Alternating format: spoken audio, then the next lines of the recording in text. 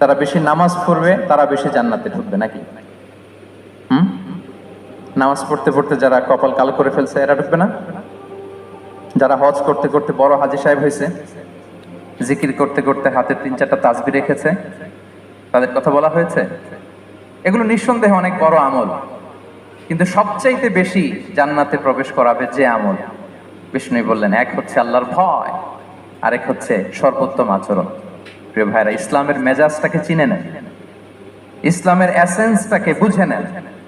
আমরা ভালো আচরণকে গুরুত্ব দিতে চাই না।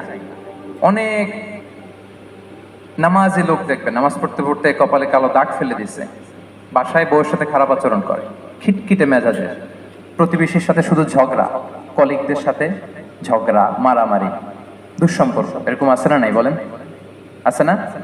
কিন্তু নামাজি, অনেক বড় হাজি, একদিনও কোরআন তেলাওয়াত মিস হয় না। তো এত আবাদত করেও সে ইসলামের আসল এসেন্সটাকে ধরতে পারে না।